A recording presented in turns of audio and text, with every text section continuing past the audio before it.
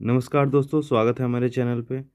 दोस्तों, बीपीएससी के एग्ज़ाम को मद्देनज़र रखते हुए इरुटेडिया का जो 5000 क्वेश्चन का जो सेट है, जिसमें प्रत्येक सेट में 50 क्वेश्चन दिए गए हैं और इस तरह से 100 सेट का एक किताब है।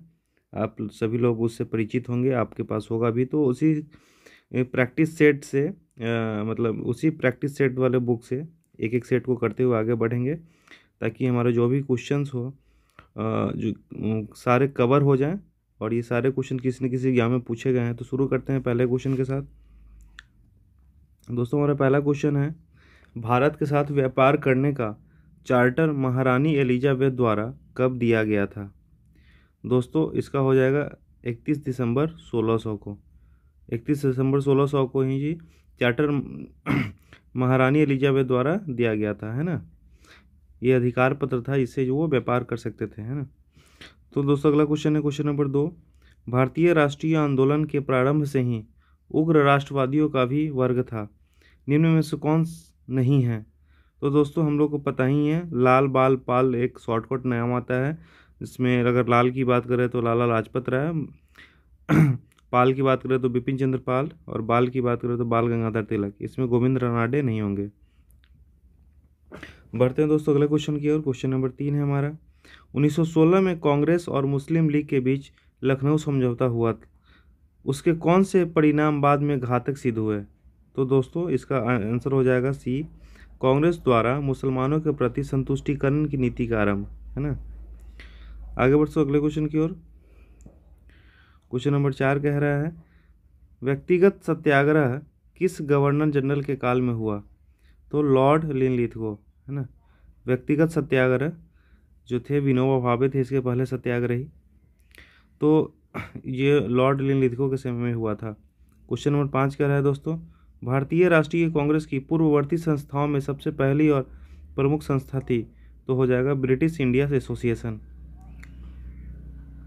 बढ़ते हैं अगले क्वेश्चन की ओर। साइमन कमीशन की सिफारिशों के संदर्भ में निम्नलिखित में से कौन सा एक कथन सही है? साइमन कमीशन की बात करेंगे, है ना। तो इसमें इसने केंद्र में द्विसदन विधायिका के उन्मूलन का सुझाव दिया। क्वेश्चन नंबर अगला है 207। Dadabhai Naoroji British House of Commons के लिए चुने जाने वाले पहले भारतीय थे। उन्होंने किस पार्टी के टिकट पर चुनाव जीता? तो लिबरल पार्टी। क्वेश्चन नंबर 8 है दोस्तों, भारत पर हुनों का प्रथम आक्रमण किस शासक के समय हुआ था? तो स्कंदगुप्त, है ना। हुनों का आक्रमण जो है स्कंदगुप्त के समय हुआ था। क्वेश्चन नंबर 9 का है दोस्तों, एहोल अभिलेख किस शासक से संबंधित है? एहोल अभिलेख किस शासक से संबंधित है? तो पुलकेशिन द्वितीय, है ना। एहोल अभिलेख जो है पुलकेशिन द्वितीय से संबंधित है। क्वेश्चन नंबर 10 का है दोस्तों, सत्यमेव जयते किस उपनिषद में संग्रहित है? तो मुंडको उपनिषद में। क्वेश्चन नंबर 11 कह रहा है दोस्तों, महावस्तु महात्मा बुद्ध का जीवन वृतांत है, इसका संबंध किस शाखा से है? तो महायान शाखा। म से महावस्तु और म से महायान, है ना, ये याद रखेंगे। क्वेश्चन नंबर 12 है दोस्तों, अकबर द्वारा बनाए गए उपासना भवन का नाम क्या था?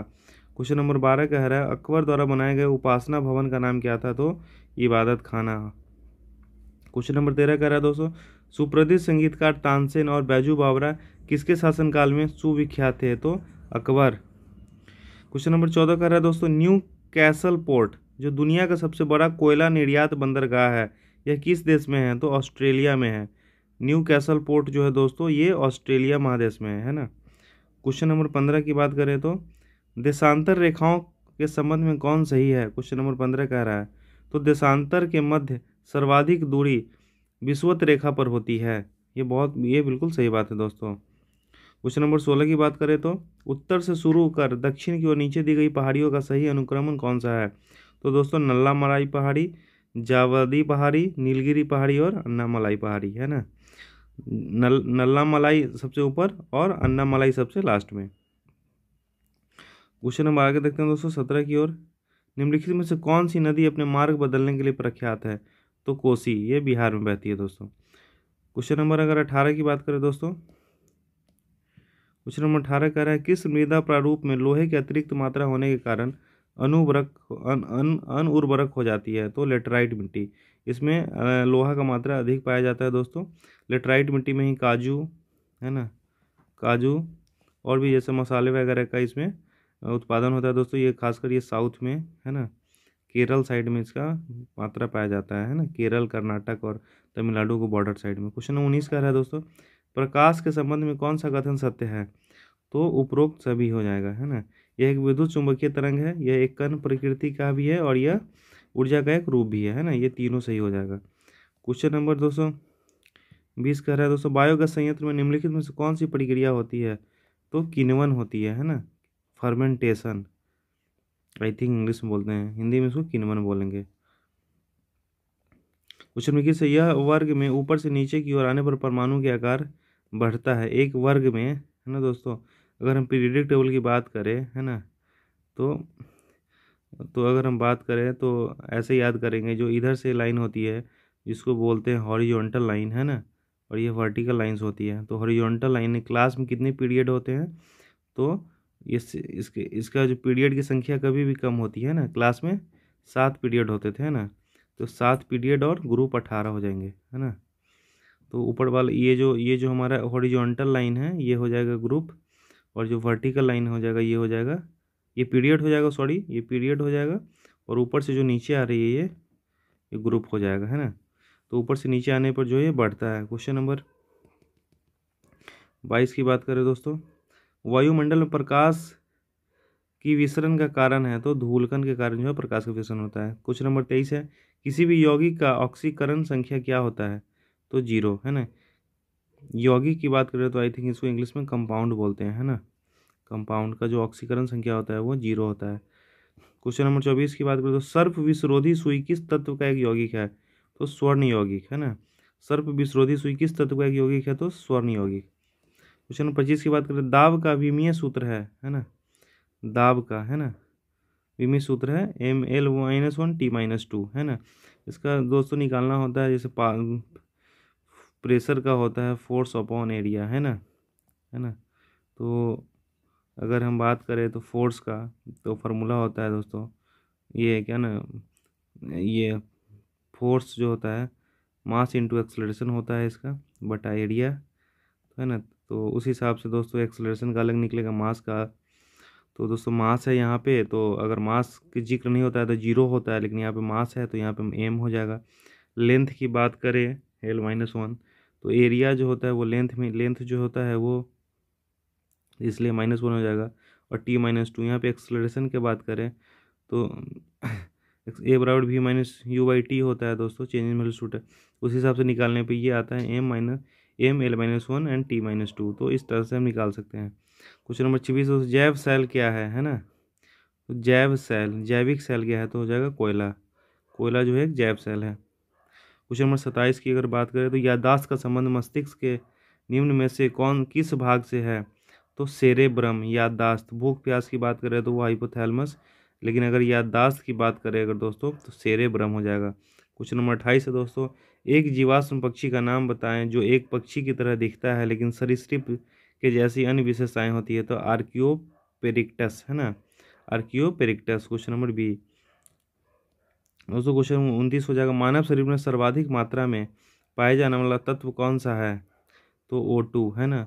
मानव शरीर में सर्वाधिक मात्रा में पाया जाने वाला तत्व कौन सा है? तो O2, ऑक्सीजन। क्वेश्चन नंबर 30 है दोस्तों, परिपथ के किन्हीं दो बिंदुओं के बीच विभवांतर मापने के लिए किसका प्रयोग किया जाता है ना। तो वोल्ट मीटर, है ना, वोल्ट मीटर का। क्वेश्चन नंबर 31 है दोस्तों, आपातकाल के दौरान मौलिक अधिकार का निलंबन कौन कर सकता है? तो भारत के राष्ट्रपति। क्वेश्चन नंबर 32 है दोस्तों, प्राक्कलन समिति के सदस्यों का कार्यकाल कितने वर्षों का होता है? तो 1 वर्ष। प्राक्कलन समिति के सदस्यों का कार्यकाल कितने वर्ष? 1 वर्ष। आपातकाल के दौरान मौलिक अधिकारों का निलंबन कौन कर सकता है? तो भारत के राष्ट्रपति। क्वेश्चन नंबर 33 है दोस्तों, निम्नलिखित में से किसके अनुमोदन से भारत की संचित निधि से पैसा निकाला जाता है? तो भारत की संसद। निम्नलिखित में से किसके अनुमोदन से भारत की संचित निधि से पैसा निकाला जाता है? तो भारत की संसद के अनुमोदन से ही भारत की संचित निधि से पैसा निकाला जाता है। क्वेश्चन नंबर 34 है दोस्तों, भारतीय संविधान में विधि के समक्ष समता किस देश के संविधान से लिया गया है? विधि के समक्ष समता यानी विधि के समक्ष समानता, तो ब्रिटेन के संविधान से लिया गया है, ब्रिटेन के संविधान से, है ना। क्वेश्चन नंबर 35 है दोस्तों, संविधान संशोधन प्रक्रिया संविधान के किस भाग में उल्लेख है? तो भाग 20 में, है ना, भाग 20 में। क्वेश्चन नंबर 36 करा दोस्तों, सूची 1 सूची 2 को सही मिलान करें, है ना। क्वेश्चन नंबर 36 है, भाषाओं का उल्लेख तो 8वीं अनुसूची में है ना। दल बदल निरोध अधिनियम तो 10वीं अनुसूची में है।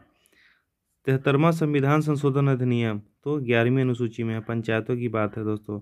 भूमि सुधार एवं अधिग्रहण संबंधी अधिनियम तो ये 9वीं अनुसूची में दोस्तों। आज़ादी के बाद ये 9वीं अनुसूची जोड़ा गया था, पहले संविधान संशोधन के बाद ही भूमि संबंधी ये विवाद उत्पन्न होने लगे थे दोस्तों। तो ये इन्हें देखा, भाषा 8वां है ना, दल बदल 10वां, और 73वां संविधान संशोधन से 11वीं अनुसूची जुड़ी और 9वीं भूमि सुधार से। क्वेश्चन नंबर 37 की ओर। 1833 के चार्टर अधिनियम के अंतर्गत प्रथम विधि आयोग का गठन किसकी अध्यक्षता में किया गया? तो लॉर्ड मैकाले। 1833 के चार्टर अधिनियम के अंतर्गत प्रथम विधि आयोग का गठन किसकी अध्यक्षता में किया गया? तो लॉर्ड मैकाले के अध्यक्ष में प्रथम विधि आयोग का गठन किया गया। क्वेश्चन नंबर 38 है दोस्तों। निम्न में से कौन सी औषधि क्रांति प्याज और झींगा उत्पादन से है? तो गुलाबी क्रांति। क्वेश्चन नंबर 39 की ओर देखते हैं। निम्नलिखित में से किन दो संस्थाओं को ब्रेटन वुड्स जुड़वा के नाम से जाना जाता है? तो दोस्तों IMF और वर्ल्ड बैंक है ना। IMF हो जाएगा दोस्तों, IMF 1946 में इसकी स्थापना हुई थी है ना दोस्तों। क्वेश्चन नंबर आगे बढ़ते हैं। क्वेश्चन नंबर 40 को। किस वर्ष भारतीय रिजर्व बैंक का राष्ट्रीयकरण किया गया? RBI का राष्ट्रीयकरण तो 1949 में। हिंदू राष्ट्र का विचार मूलतः किसका है? तो BD सावरकर का। क्वेश्चन नंबर 42 है। भारत में आय कर है प्रत्यक्ष और प्रगतिशील। क्वेश्चन नंबर 33 है दोस्तों। कुचिपुड़ी किस राज्य का प्रसिद्ध लोक नृत्य है? तो आंध्र प्रदेश का है ना, आंध्र प्रदेश का कुचिपुड़ी। क्वेश्चन नंबर 44 है दोस्तों। हिमानी उत्तम पर्व का संबंध किस खेल से है? तो मल्लखंभ है ना, मल्लखंभ से। हिमानी उत्तम पर्व का संबंध जो है मल्लखंभ पर्व से है, मल्लखंभ। दोस्तों क्वेश्चन नंबर 35 है। निपख आंदोलन के प्रणेता थे है ना दोस्तों। इसमें कुछ कन्फ्यूजन है दोस्तों, इसलिए इस क्वेश्चन को छोड़ दे रहे हैं यहाँ पे। क्वेश्चन नंबर 46 है दोस्तों। द्रकमा सिक्का किसने चलाया? तो ग्रीकों ने है ना, ग्रीकों ने जो है द्रकमा सिक्का चलाया है ना। क्वेश्चन नंबर 47 है दोस्तों। बाढ़ के दौरान हर वर्ष नए एलुवियम का जमाव जो मिट्टी की उर्वरता को बढ़ाता है? तो खादर है ना। बांगर जो हो जाएगा, बांगर वो हो जाएगा पुराना, ब से बूढ़ा, ब से बांगर है ना। और खादर की बात करें तो ये न्यू होगा, न्यू मिट्टी है का लेयर आ जाता है, इससे उर्वरता बढ़ जाती है। क्वेश्चन नंबर 48 है। वह समुद्री सीमा जहाँ तापमान तेजी से कम होता है? तो थर्मोक्लाइन। वह समुद्री सीमा जहाँ तापमान तेजी से कम हो जाता है तो थर्मोक्लाइन हो जाएगा दोस्तों। क्वेश्चन नंबर 49 की बात करें तो बेसल मापदंड संबंधित है बैंकिंग क्षेत्र से है ना। बेसल मापदंड संबंधित है बैंकिंग क्षेत्र से। क्वेश्चन नंबर 50 है दोस्तों। इंग्लिश में पहली बार औद्योगिक क्रांति शब्द का प्रयोग किसने किया? तो दोस्तों इसका हो जाएगा अर्नाल्ड टायम्बी है ना।